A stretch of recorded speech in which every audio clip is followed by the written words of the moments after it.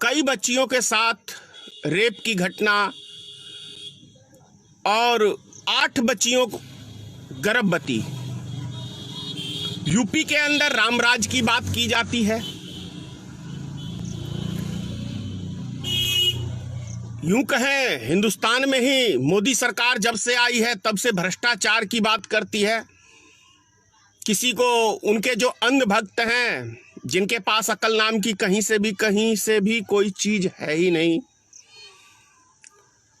क्योंकि बुराई जो है संसार के अंदर यदि कोई नहीं सुन सकता है तो अपने माँ बाप के अंदर नहीं सुन सकता है कोई भी बच्चा। उसी तरीके से अंधभक्त मोदी जी को अपना गॉड फादर मानते हैं और वो उनकी आलोचना सुनना नहीं चाहते हैं। वो आलोचना सुनना पसंद नहीं करते हैं।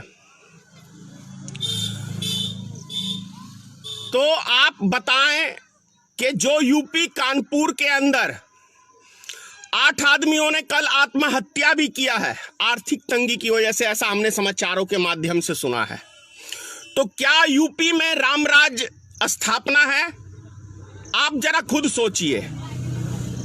यदि भारत के अंदर लोग पैदल चल के भूख प्यास से मर रहे हैं तो कैसा शासन चल रहा है? आज देश के हालात क्या हैं? भ्रष्टाचारियों को, जिन्होंने बैंक के अंदर डाका डाल के विदेश में चले गए और उसको बीजा भारत सरकार, मोदी सरकार ने दिया, 67,000 करोड़ रुपया उनको माफ कर दिया गया, यानी भ्रष्टाचारियों को लोन ही माफ कर दिया गया। तो क्या ये भ्रष्टाचार को बढ़ावा देने वाली भारतीय जनता पार्टी की सरकार नहीं है? आप जरा खुद सोचिए। और उससे भी बड़ी बात कि नाबालिग बच्चियों का रेप बिहार में भी, मुजफ्फरपुर में पिछले साल बिहार में 34 बच्चियों का रेप हुआ था। उसके अंदर भी कई बच्चियां गर्भवती हुई थी। मधुबनी में हमारे जिले के अंदर 3 बच्चियां हुई, 2 को लाश का पता ही नहीं चला, गायब हो गया। भागलपुर में, कानपुर में, लखनऊ में, यानी हिंदुस्तान के तमाम बालिका गृह में बच्चियां गायब हो जाती हैं, उनका रेप हो जाता है, गर्भवती हो जाती हैं और बात करते हैं कि रामराज है। ये कंस राज है, ये सरकारें कंस की हैं। भले भगवा वस्त्र पहनने से कोई सन्यासी नहीं हो जाता है।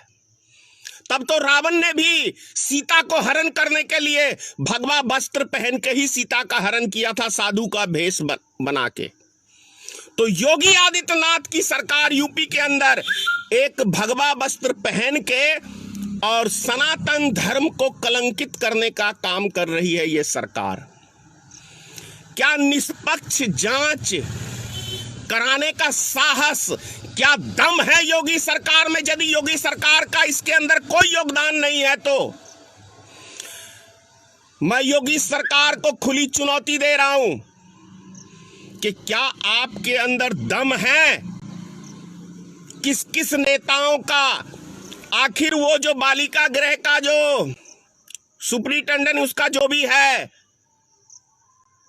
जो एनजीओ चलाता है संस्था, उसकी गिरफ्तारी हो और वो उसके द्वारा सार्वजनिक मीडिया के अंदर बयान हो कि किसको वो लड़कियां सप्लाई करता था।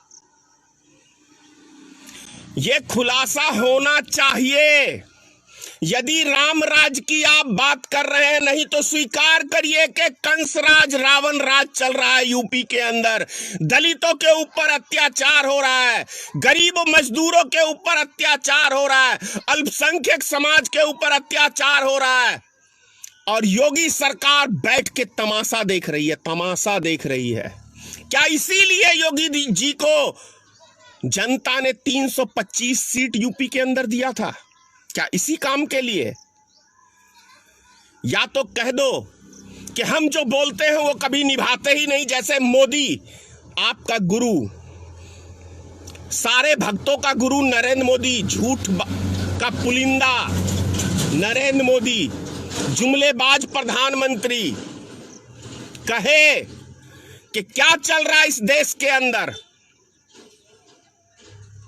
मैंने कल बहुत सारी वीडियो मोदी जी के और उनके नेताओं का मैंने अपने ग्रुप में शामिल किया, अंधभक्तों को दिखाने के लिए कि अंधभक्तों देखो, ये मैंने नहीं कहा था, ये आपके गुरु, आपके पिताश्री श्री नरेंद्र मोदी ने कहा था, जिसको आप अपना बाप मानते हो।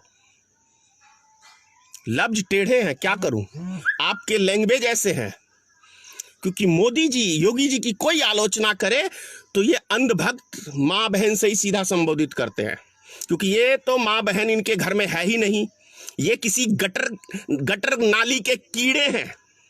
जैसे कोई उठल्लू उठाई गिरा रोड पे, चार आवारा नहीं होते हैं और वो माँ बहन करने में लगे हुए रहते हैं। तो योगी सरकार में और मोदी सरकार के जो आज के अंधभक्त, अकल से पैदल और दिमाग में गोबर, वो गाली गलौज ही करते हैं। मैं उनको कहता हूं अंधभक्त, जिनके पास अच्छे बुरे की ज्ञान नहीं होता है। वो सुनना नहीं चाहते सही बात की जानकारी लेना नहीं चाहते, सही बात जानकारी देना नहीं चाहते। आका झूठ बोलता है, उस झूठ को समर्थन ये अंधभक्त करते हैं।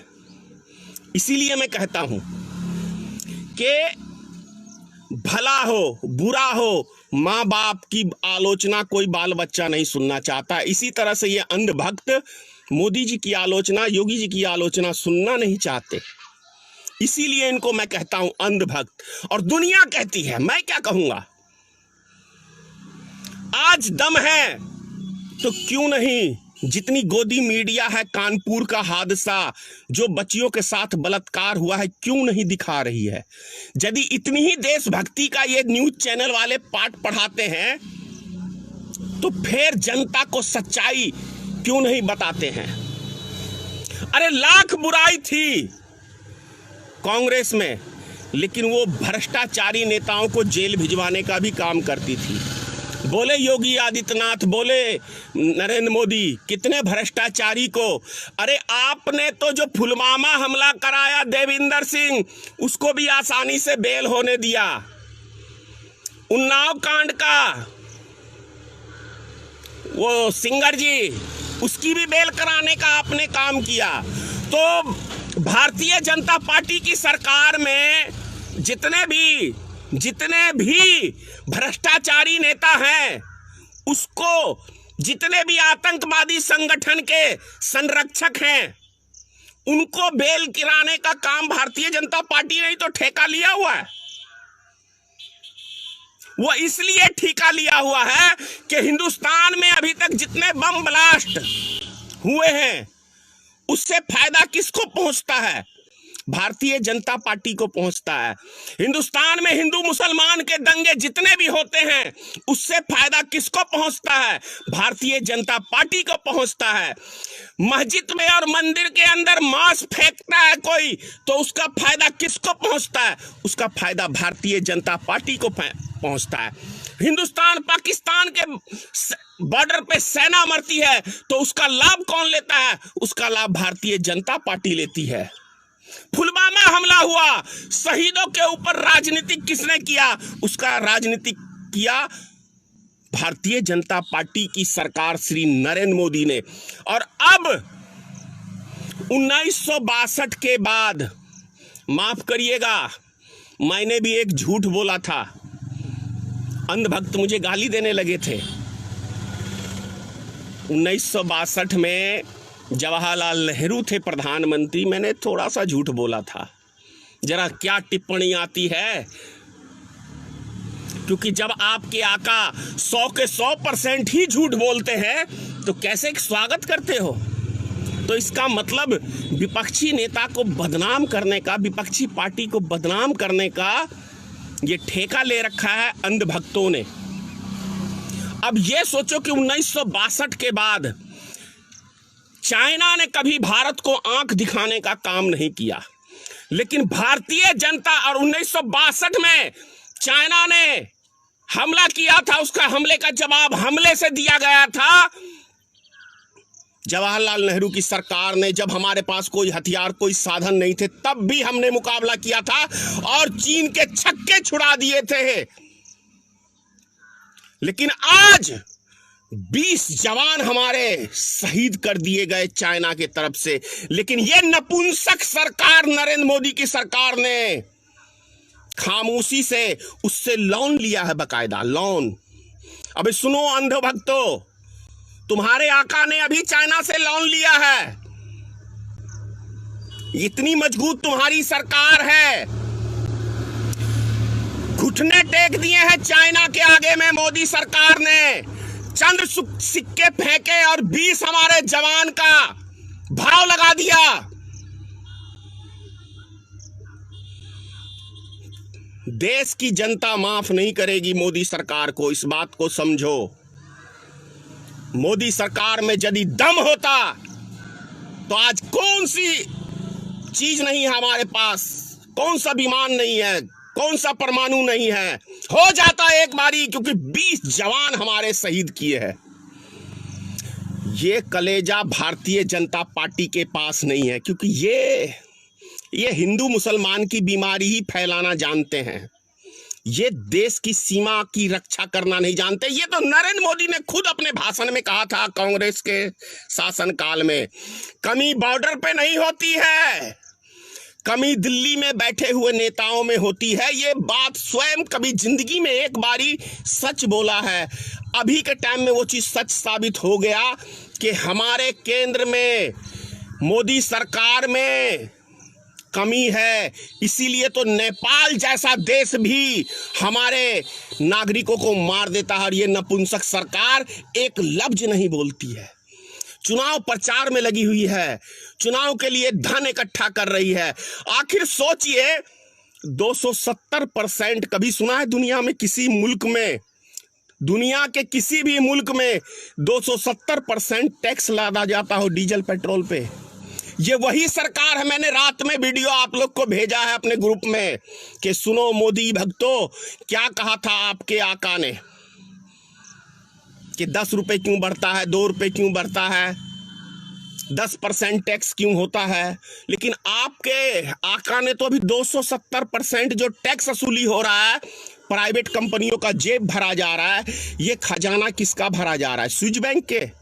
स्विस बैंक के अंदर ये पैसा जमा हो रहा है, सारा डीजल पेट्रोल का प्रॉफिट, ताकि दबा के चंदा ये कंपनी वाले भारतीय जनता पार्टी को फंडिंग करे और भारतीय जनता पार्टी एमएलए खरीदने में व्यस्त रहे, सरकार गिराने में व्यस्त रहे।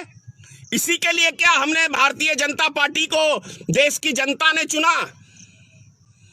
आप खुद फैसला करें, क्या धनेश्वर महतो सही कह रहा है या गलत। नेशनल दस्तक की आपसे गुजारिश है कि अगर इसको बचाना चाहते हैं तो नेशनल दस्तक को सब्सक्राइब करने के लिए रेड कलर के सब्सक्राइब बटन को दबाएं, फिर बेल आइकन की घंटी दबाएं।